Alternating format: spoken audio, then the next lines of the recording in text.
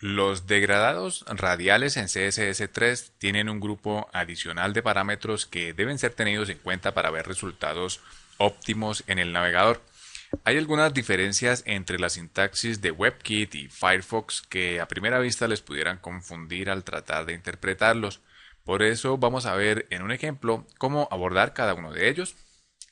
Trabajemos con los siguientes elementos en el documento HTML. Tenemos un div, un contenedor principal, dentro del cual hay otro div con una clase botón y el cual tiene escrito un párrafo, una línea de texto de nombre botón. Aquí en la hoja de estilos teníamos la estilización del ejemplo previo con los degradados lineales y vamos entonces a cambiar algunas cosas en todo esto. Primero vamos a quitar la imagen de fondo del body. Ustedes recuerdan esa gran imagen rosada, esa figura. Vamos a quitarla y a reemplazarla por un color sólido de fondo que va a ser negro.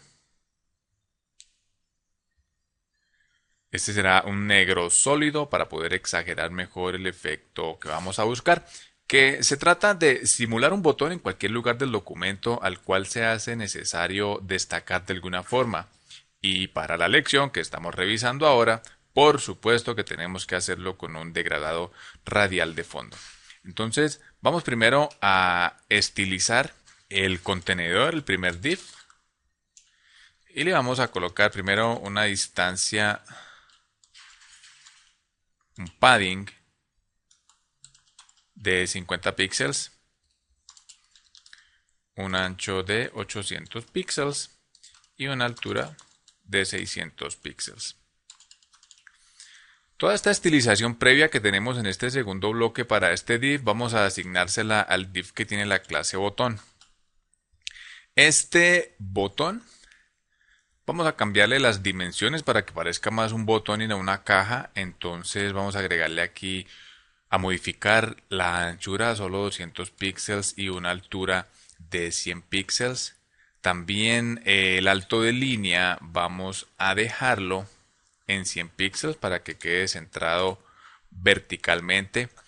El tamaño del texto también va a ser mucho más pequeño. Vamos a dejar unos 17 píxeles solamente.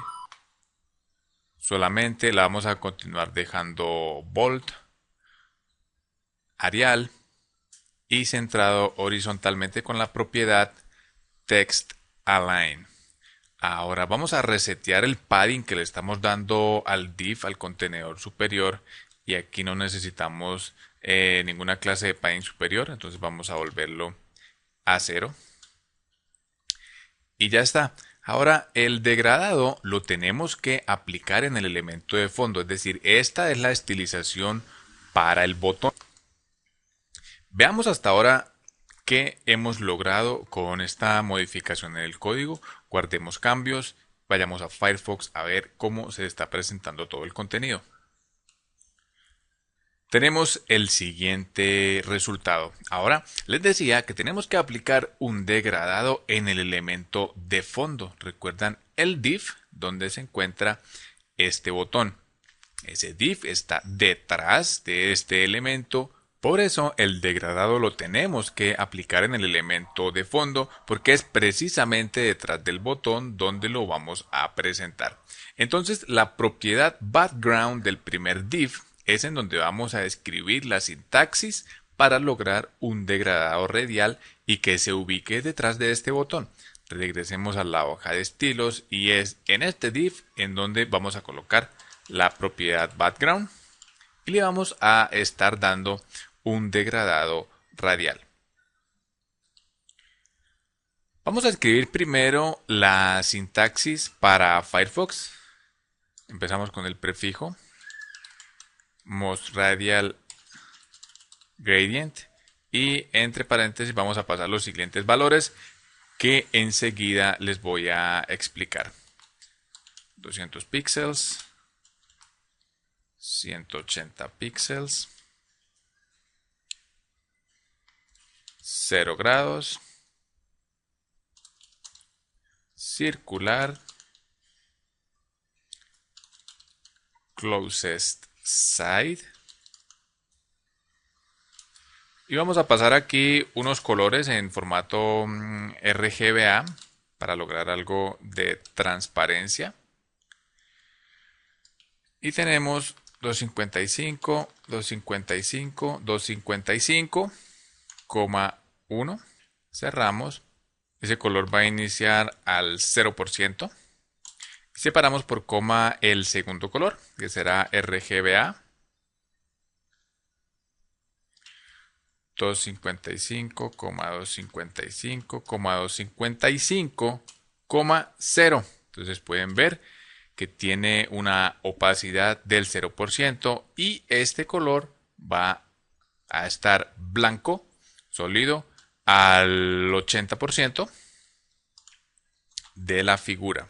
Cerramos el primer paréntesis, punto y coma, y vamos a pasar a explicar los valores. Bueno, el primer par de valores mueve el centro del degradado de izquierda a derecha o de arriba a abajo en unas coordenadas X y Y.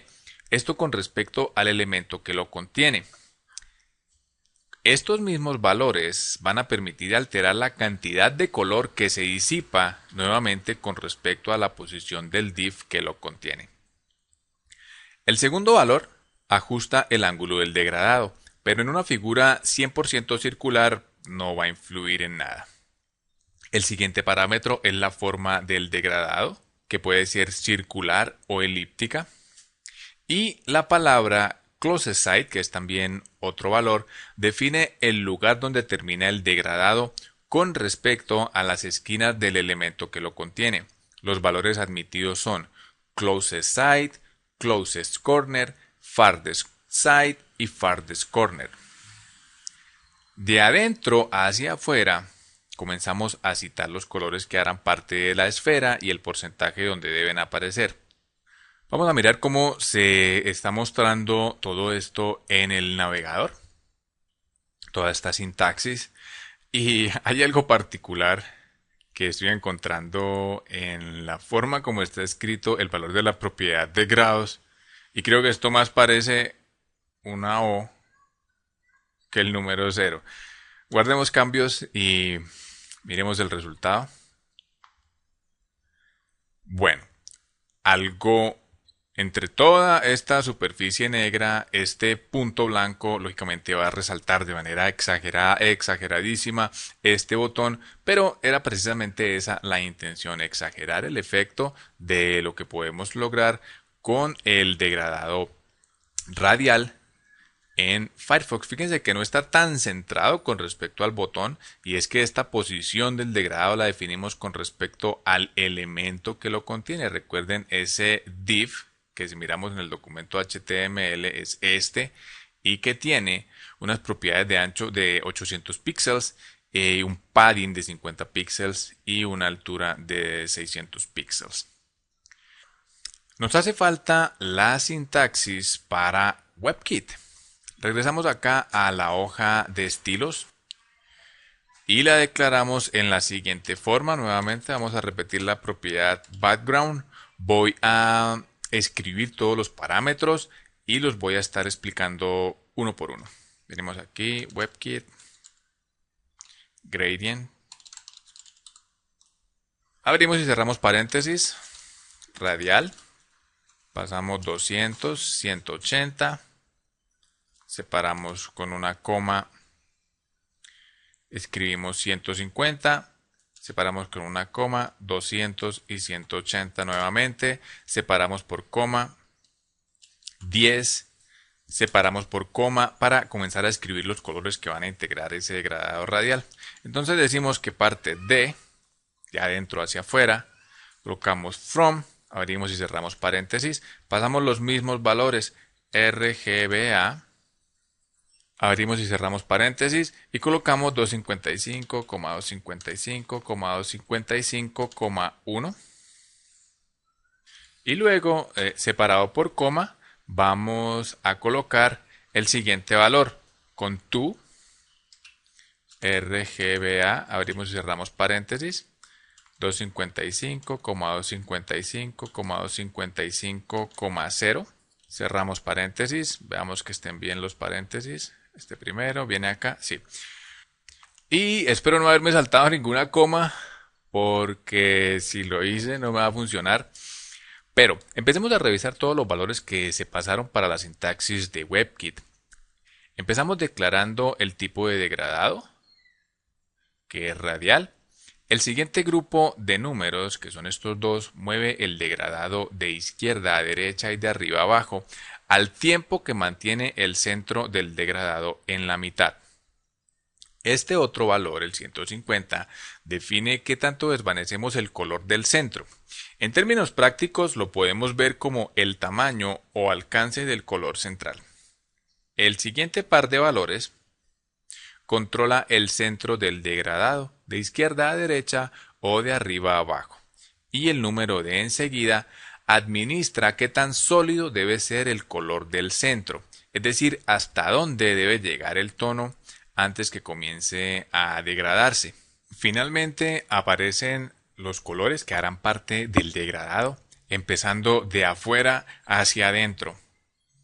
Esto me obliga a tener que invertir estos valores porque empezamos, el color de afuera es el que va a quedar transparente y el color de adentro es el que debe quedar sólido.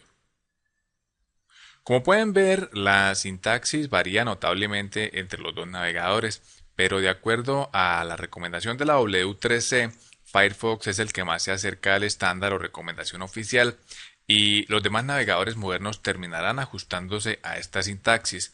Vamos a guardar cambios y veamos qué está ocurriendo en Chrome bajo esta sintaxis.